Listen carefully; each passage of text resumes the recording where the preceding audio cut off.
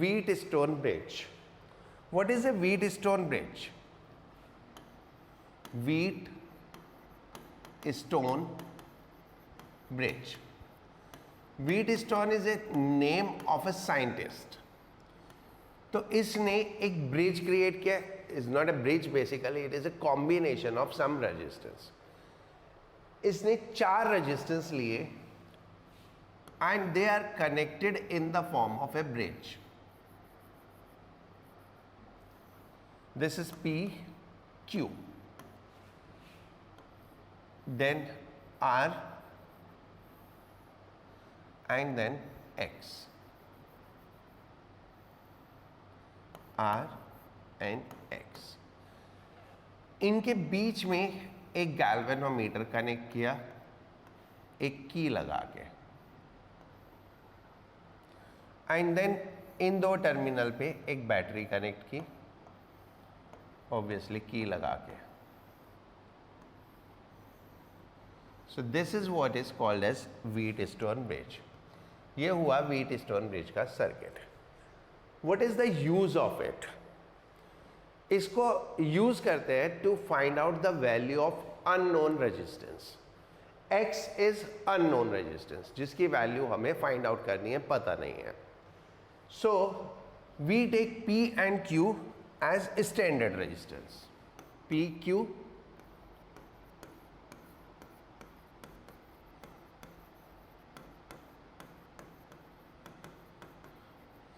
basically the resistor used for experimental purpose. Experimental purpose के लिए जो हम रजिस्टर यूज करते हैं वो एलॉयज के बने होते हैं और उनमें टेम्परेचर से बहुत ज़्यादा चेंजेस नहीं होते रेजिस्टेंस में. तो ये standard resistance. Then R is variable resistance. Obviously ये भी लेबोरेटरी वाला है, स्टैंडर्ड. दिस इज, ये जब हम एरो ऐसे लगाते हैं रेजिस्टेंस पे, सो दिस इज कॉल्ड वेरिएबल, यानी इसकी वैल्यू हम चेंज कर सकते हैं. ठीक है, इसकी वैल्यू हम चेंज कर सकते हैं. वो चेंज करने के बहुत सारे तरीके होते हैं. यूजुअली हम लैब में एक रियोस्टेट होता है, वो रियोस्टेट क्या होता है, बहुत सारी कॉइल्स होती हैं एंड उसमें ऐसे एक स्लाइडर मूव करता है, तो you can choose the resistance as you want. और बहुत सारे मेथड होते हैं वेरिएबल रेजिस्टेंस के. और X अननोन हो गया, राइट, जो हमें निकालना है. देन हाउ इट वर्क्स, कैसे काम करता है, right. Both keys are closed, दोनों कीज को क्लोज किया एंड आर को एडजस्ट किया.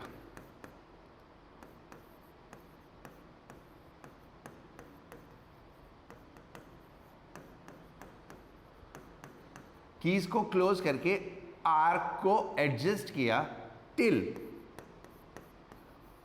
गैल्वेनोमीटर रीड 0, जब तक गैल्वेनोमीटर की रीडिंग 0 नहीं आ जाए.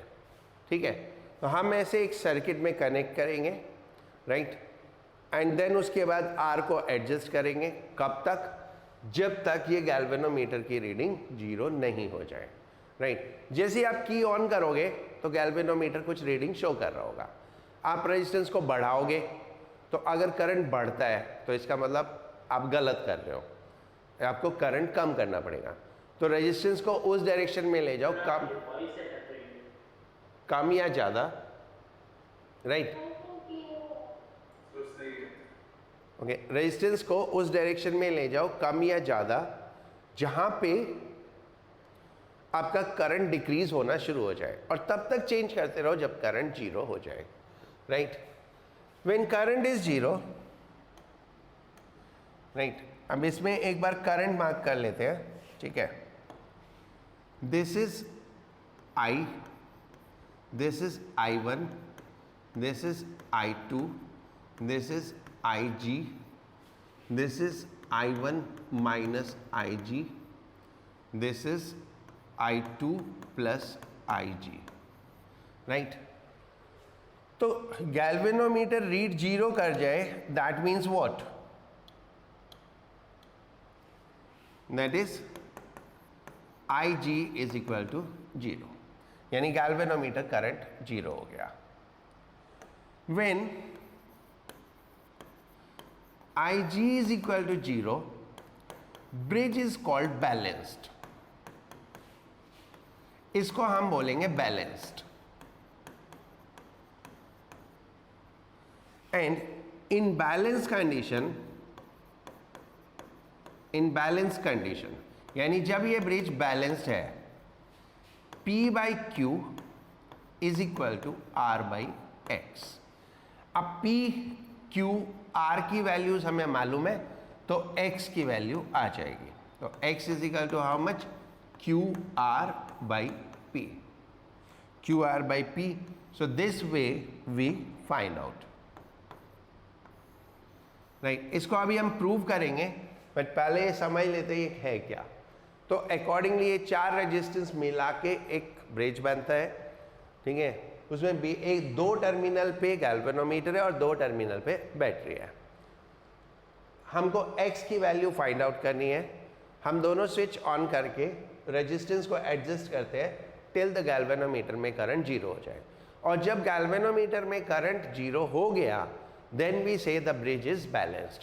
और in balanced condition this upon this is equal to this upon this, और आप ऐसे भी कर सकते हो दिस अपॉन दिस और is equal to this upon this, right, this वे।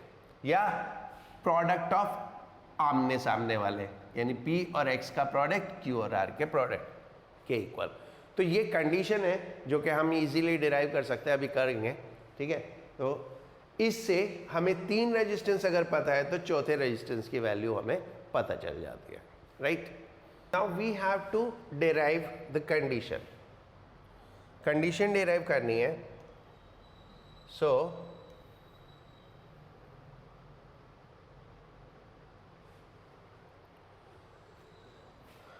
इसको नाम दे देते हैं कुछ, A, B, C, D। Loop A B D A, A B D A, right? Sorry. So A to B in the loop and A to B current, दोनों direction same हो जाए, then sign will be positive. So the sign is positive. And what we have to find out is voltage. Voltage क्या होता है? Current into resistance. तो ये resistance क्या है? P. इसमें current कितनी है? I1. So I1 P. Now in the loop we have to go B to D. So B से D आए। अब B से D आए तो ये loop की डायरेक्शन, और current भी B to D, तो दोनों सेम डायरेक्शन हो गई। When both our direction are same, so then again it is positive. ये भी पॉजिटिव हो गया। अब ये गैल्वेनोमीटर का रेजिस्टेंस है G और करंट कितना है? IG, तो that is IG G, right. Then next we have to go D to A. So D to A हमारे लूप की डायरेक्शन ये हो गई और करंट की डायरेक्शन है A to D. So now both direction are opposite. We are going D to A and current is coming A to D. So when both directions are opposite, so that will be called as negative. तो ये हो जाएगा minus I2R is equal to 0. अब हमें balance condition derive करनी है, तो balance condition में IG is equal to 0 हो गया, तो I1P is equal to I2R. That is first equation. Okay, हम एक लूप ले लेते हैं B C D B, loop B C D B. In the loop if we go B to C, the current is same and the loop direction is same. दोनों current भी B से C है और loop भी B से C है, so that will be plus I1 minus IG, I1 minus IG into Q, resistance is Q. Now C to D, we are coming this way and the current is going this way. So what will be there? Opposite हो गई दोनों direction, so it will become minus. So minus I2 plus IG into X. Then D2A, our direction D2B, sorry, D2B, और current की direction B2D, so that will also negative. तो minus IGG is equal to 0. अब जब IG 0 हो गया तो क्या होगा? I1Q is equal to I2X. ये हो गई second equation, right. Now first और सेकेंड को डिवाइड कर दो. इक्वेशन 1/2, तो I1 कैंसिल हो गया, what is left? P by Q. इधर I2 कैंसिल हो गया, what is left? R by X. So this was the condition we had in this Wheatstone bridge.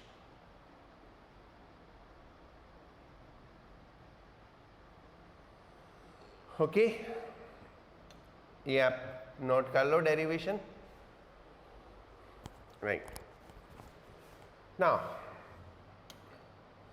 अब हम कहते हैं practical application of Wheatstone bridge. ये तो एक कॉन्सेप्ट है कि ऐसे ऐसे करके होता है.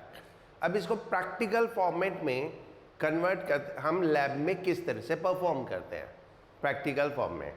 तो हम क्या करते हैं, एक इंस्ट्रूमेंट है called as metre bridge, that is metre bridge.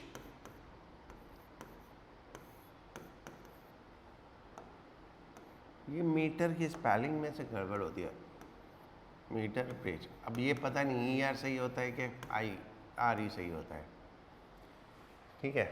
Metre मतलब 1 मीटर लंबा, राइट. मीटर ब्रिज, इसमें क्या करते हैं, एक वायर लेते हैं 1 मीटर लंबा.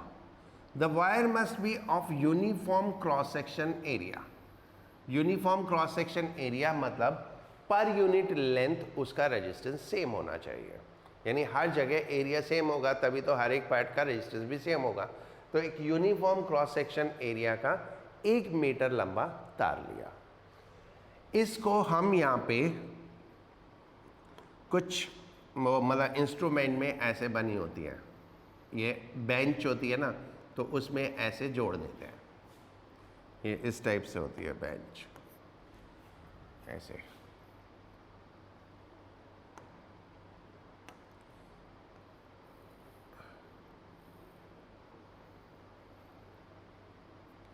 और ऐसे इधर हो गया.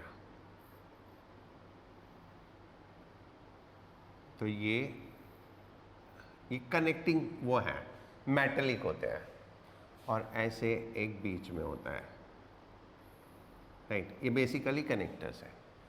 अब यहाँ से यहाँ पे एक वेरिएबल रेजिस्टेंस लगा देते हैं जो हमारे व्हीटस्टोन ब्रिज में था. ये वेरिएबल रेजिस्टेंस है R, और इसके बीच में हम वो लगा देते हैं जो हमें रेजिस्टेंस की वैल्यू कैलकुलेट करनी है, X. एंड यहाँ पे एक गैल्वेनोमीटर कनेक्ट कर दिया, और इसके साथ एक होता है जोकी. एक जोकी होता है, राइट. ये जोकी कैसा होता है, जोकी बोलते हैं इसको, जोकी वर्ड यूज होता है रेस में, ठीक है. फिर इसको हम जोकी कहते हैं, और ये क्या है, J से डिनोट करते हैं. ये क्या है, कुछ नहीं है, एक स्लाइडर है. यानी एक, जैसे ये सपोज वायर है, तो something which can slide over this wire, इस वायर के ऊपर स्लाइड हो सके, और मेटलिक होती है. तो ये जोकी हो गया. एंड इधर हम एक बैटरी लगा देते हैं, की लगा के सेल लगा दिया, ठीक है. तो ये हमारा एक ब्रिज क्रिएट हो गया. ओके, अब इसमें हम कैसे काम करते हैं.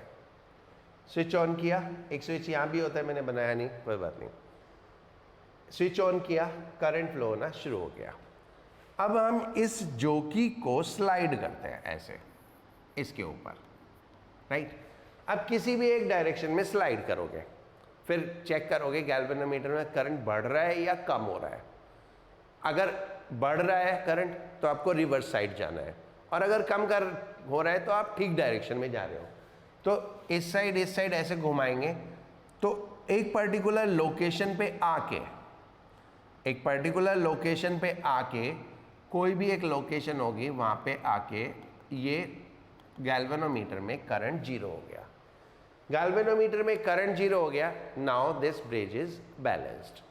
तो हम ये बैलेंसिंग लेंथ मेजर कर लेते हैं।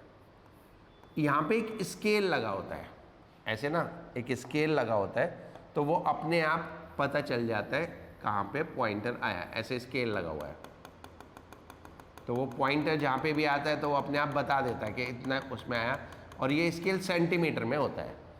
तो ये लेंथ L आ गई, तो बाकी की जो लेंथ बची वो कितनी बची? 100 minus L centimetre. So what is there, हमने इसमें क्या किया, दो ही रेजिस्टेंस यूज किए, एक R और एक X, राइट। और जोकि से हमने वायर को दो पार्ट में डिवाइड कर दिया। एक पार्ट की लेंथ L है, एक पार्ट की लेंथ 100 माइनस L है। तो ये जो वायर है कि दो पार्ट हुए, ये दो रेजिस्टेंस की तरह काम करेंगे। तो ये हमारे दो रेजिस्टेंस हो गए P एंड Q। ये हो गया P और ये हो गया Q। P की लेंथ L है और Q की लेंथ 100 माइनस L है। तो the resistance P will be rho L upon A and resistance Q will be rho 100 minus L upon A। क्योंकि हमने यूनिफॉर्म क्रॉस सेक्शन एरिया का wire use किया था, तो A तो दोनों का सेम हो गया। तो if I divide P and Q, तो रो कैंसिल हो गया, A कैंसिल हो गया, तो मेरे पास आ गया P by Q is equal to L upon 100 minus L। And by the Wheatstone bridge we know that P by Q is equal to R by X। तो R by X is equal to L upon 100 minus L। तो X will be R into 100 minus L divided by L।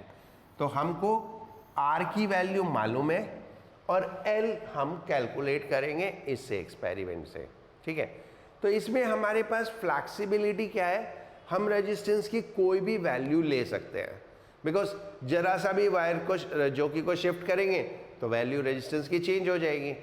तो इस तरह से ये practical format है Wheatstone bridge का, that is called metre bridge, right. इसकी पूरी थ्योरी मैं लिख नहीं रहा हूँ, वो नोट्स में है, आप वहाँ से एक बार नोट कर लेना। बाकी एक्सप्लेन मैंने पूरा कर दिया, even construction, the working and this. और ये स्विच मैं ऑन करना भूल गया था, तो ये भी कर लो, ओके, राइट। ये आप नोट कर लो, ठीक है, हो गया, राइट। इसमें एक दो पॉइंट है, because it is an experiment, और एक्सपेरिमेंट में एक्यूरेसी बहुत मैटर करती है। एक्सपेरिमेंट में जो एक्यूरेसी होती है वो बहुत ज़्यादा मैटर करती है। So then metre bridge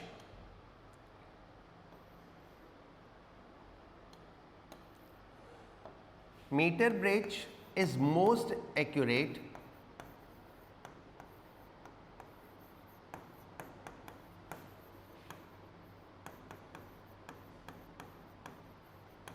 when resistance are equal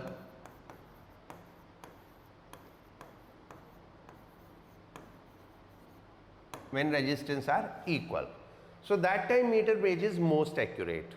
मैं बताऊंगा क्यों, बट ये एक बहुत हाइपोथेटिकल सा फिनोमेना है कि हमको x पता नहीं है तो हम इक्वल कहाँ से लगा दें जब हमें पता ही नहीं है, तो right. So for higher accuracy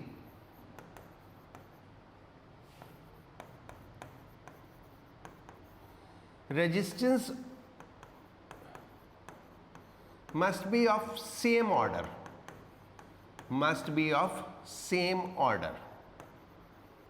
same order के होने चाहिए। हाँ, ये पॉसिबल है। ये कैसे पॉसिबल है कि हम एक x की रफ वैल्यू कैलकुलेट कर सकते हैं, एक वोल्ट मीटर और एक एमीटर लगा के एक रफ वैल्यू कैलकुलेट हो जाती है, और फिर उसके बाद एग्जैक्ट वैल्यू हम मीटर ब्रिज से कैलकुलेट करते हैं, ठीक है, राइट। अब ऐसा क्यों होता है कि ये एक्यूरेट होते हैं? देखो, जब भी करंट फ्लो होती है सिस्टम में करंट फ्लो होती है तो रेजिस्टेंस चेंज होता है। अगर वो इक्वल होंगे रेजिस्टेंस तो दोनों में चेंज सेम हो जाएगा। मैं एक अगर 10 का 11 हुआ तो दूसरा भी 10 का 11 हो जाएगा। तो हमारे सिस्टम पे कोई फर्क नहीं पड़ता क्योंकि R/X है, राइट। तो 10 का 11 हो गया, ये भी 10 का 11 हो गया, तो एक ही बात आ गई, पहले भी रेशो 1 था, बाद में भी रेशो 1 है, ठीक है। अब जो चेंज होता है रेजिस्टेंस में, वो रेजिस्टेंस के हिसाब से चेंज होता है। कैसे? Like delta R is equal to होता है R alpha delta T। If this resistance is of 500 ohm और if it is of 50 ohm, तो दोनों में चेंज में 10 टाइम्स का डिफरेंस आता है, तो इसलिए एक्यूरेसी गड़बड़ हो जाती है।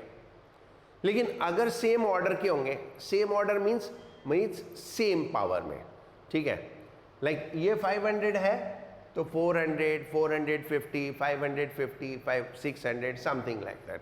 तो उससे क्या है कि थोड़ा ज़्यादा एक्यूरेट रिजल्ट मिलेगा हमें, राइट। एक्सपेरिमेंट कोई भी कंप्लीट एक्यूरेट नहीं होता, सब में थोड़ी बहुत एरर होती ही है। तो हमारी किसी भी एक्सपेरिमेंट में जो प्रायोरिटी होती है वो ये होती है कि मिनिमम पॉसिबल एरर हो, right. So similarly Wheatstone bridge कब मोस्ट एक्यूरेट होगा? जब सारे रेजिस्टेंस इक्वल होंगे, राइट। और अगर इक्वल नहीं है तो एटलीस्ट सेम ऑर्डर के तो हो, ये तो ना हो कि X 5 ओम है और R 500 ओम है, तो ऐसा भी नहीं होना चाहिए, राइट। होप सो ये समझ में आ गया होगा आपको। अब मैं कुछ क्वेश्चंस हैं हमारे जो प्रीवियस क्वेश्चंस है जो रुके हुए थे इट्स व्हीटस्टोन ब्रिज की वजह से, ओके। सो वो मैं एक्सप्लेन करता हूँ, उसको आप लोग समझ लो। देखो, remember I made one of this figure, capacitor में बनाई थी, तो कैपेसिटर हो या रेजिस्टेंस हो doesn't matter. I said whenever you will have this type of figure that is neither in series nor in parallel, remember दो figure उस time पे मैंने बताई थी, एक ये like this and this figure I said they all three are in parallel, R1, R2, R3 in parallel। And जब ये फिगर थी तो ये R1 हो गया, ये R2 हो गया, ये R3 हो गया। इस फिगर और इस फिगर में डिफरेंस क्या है? इसमें यहाँ पे रेजिस्टेंस भी है, इसमें टोटल 5 रेजिस्टेंस है, इसमें टोटल 3 रेजिस्टेंस है।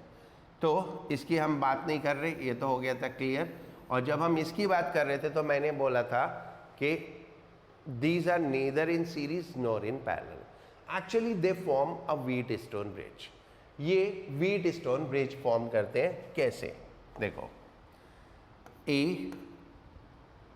B, C, D, ये 4 पॉइंट हो गए, राइट। अब इसको नाम दे दो R1, R2, R3, कुछ भी दे दो, R4, R5, राइट। अब इससे हम वो बनाते हैं, दिस इज A और B के बीच में कौन सा है? इधर देखो, A और B के बीच में कौन सा रेजिस्टेंस है? R2।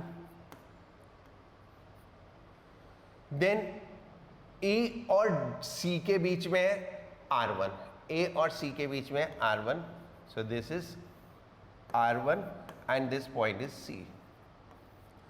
Then B और C के बीच में है R3, this is R3।